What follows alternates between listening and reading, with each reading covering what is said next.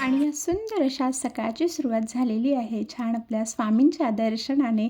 तर मी किचनचा लाईटसुद्धा अजून ऑन केलेला नाही आहे, पण म्हटलं चला स्वामींचं दर्शन मी पण घेते आणि तुम्हा सगळ्यांसोबतसुद्धा शेअर करते. आजच्या दिवसाची सुरुवात ही छान अशा स्वामींच्या दर्शनाने झाल्यानंतर आज नवीन घराच्या कामासाठीचं खूप महत्त्वाची गोष्ट इथे काही सिलेक्ट करण्यासाठी जायचं होतं, जे की तुम्ही पुढे व्हिडिओमध्ये बघालच. आणि काय आहे ती गोष्ट हे पाहण्यासाठी तुम्ही उत्सुक आहात ना? मग व्हिडिओ कंटिन्यू करा.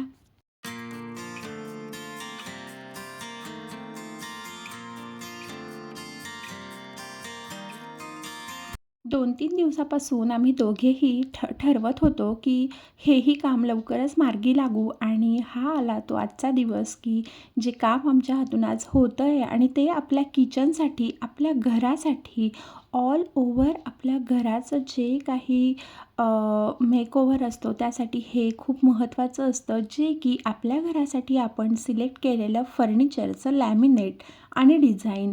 तर आज मी त्यासाठी आलो आणि खूप सारे अल्बम्स माझ्याकडे दिलेले होते ऑलरेडी, जे आमचे फर्निचरचं काम करणार आहेत त्यांनी.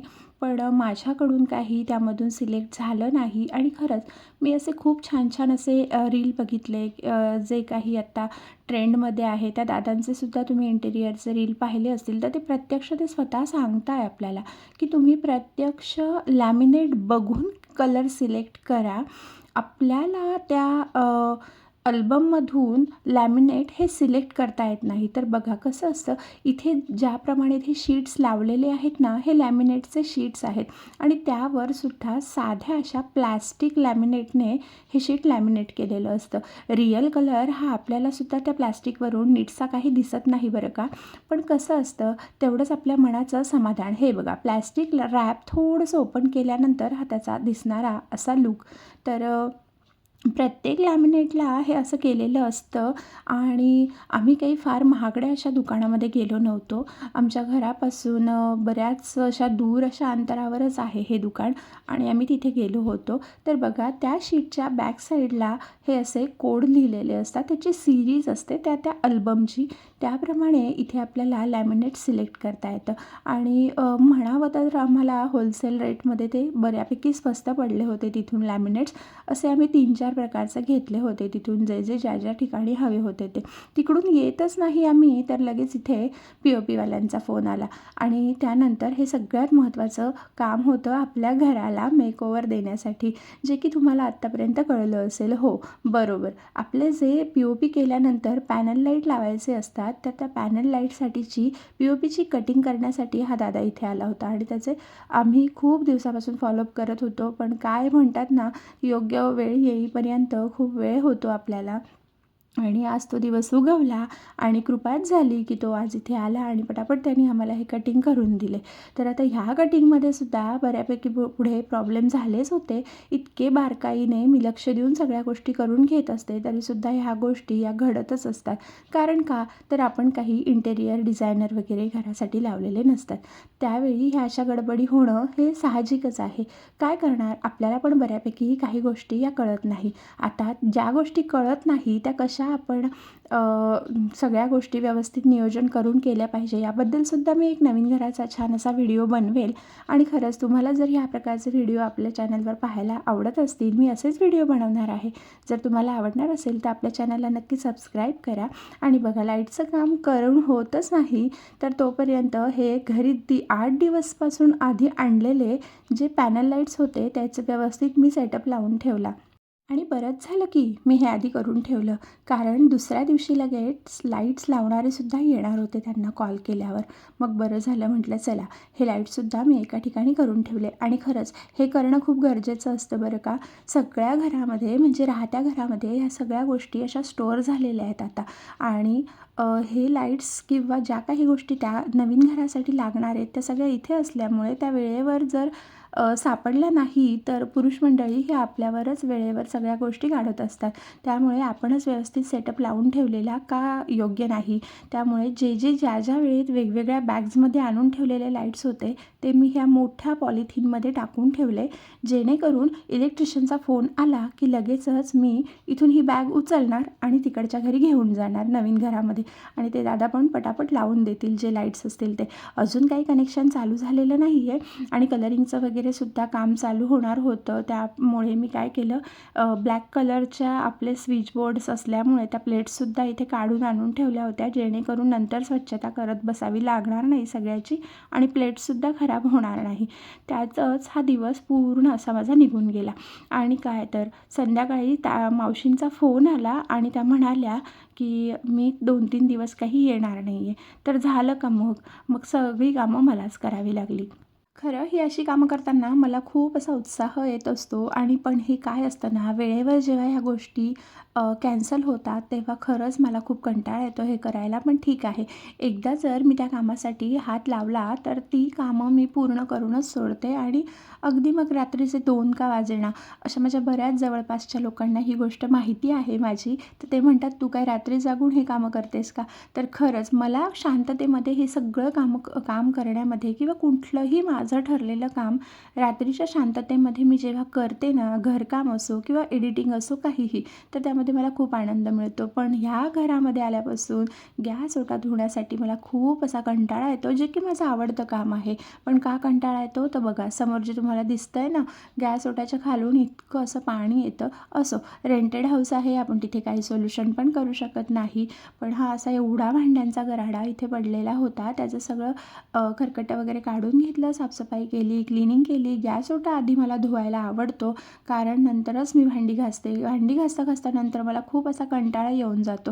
असो, भांडी घासायची म्हटल्यावर आधीची भांडी ही लावलीच गेली पाहिजे, कारण भांडी कुठे ठेवणार घासल्यानंतर, म्हणून आधी ती भांडी लावून घेतली आणि त्यानंतर सगळी भांडी क्लीन केली, तीसुद्धा नितळत ठेवून दिली. आणि उद्या सकाळसाठी लागणाऱ्या ह्या छोट्या छोट्या ज्या गोष्टी असतात किंवा आत्ता गॅसला लावण्यासाठी जे स्टँड वगैरे सगळं आहे, सांडशी वगैरे, हे सगळे छोटे छोटे ग्लास, उद्या सकाळी लागणाऱ्यासाठी कप वगैरे, ह्या सगळ्या गोष्टी ह्या छोट्या स्टँडमध्ये मी ठेवून घेत असते. आणि खरंच ही जी छोटी भांड्यांची रॅक आहे ना, मला खूप उपयोगी ठरते. तर हे गॅसवरचे जे काळे काळे झालेले डाग आहे ना, हे निघण्यासाठी जर तुम्हाला काही सोल्युशन माहिती असेल, एखादं चांगलं लिक्विड असेल की ज्याचा गॅसच्या टॉपला काही अपाय होणार नाही, पण क्लीन खूप छान होईल, तर मला कमेंटमध्ये नक्की सुचवा तुम्ही प्लीज मैत्रिणींनो. आणि सगळं असं क्लिनिंग झालं तर म्हटलं झोपूया आता, पण कसलं राहावं तर मला.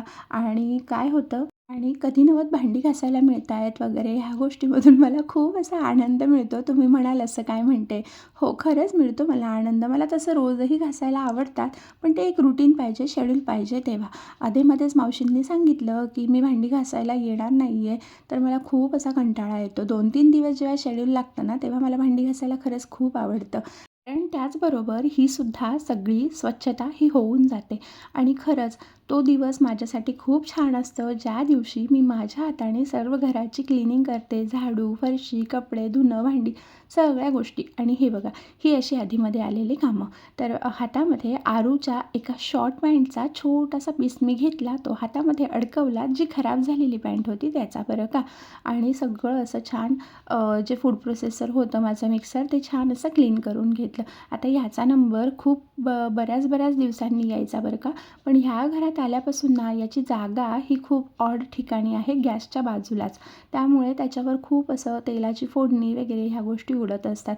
त्यामुळे ते वेळोवेळी मला क्लीन करावंच लागतं, नाही तर अतिशय घाणेरडं दिसतं.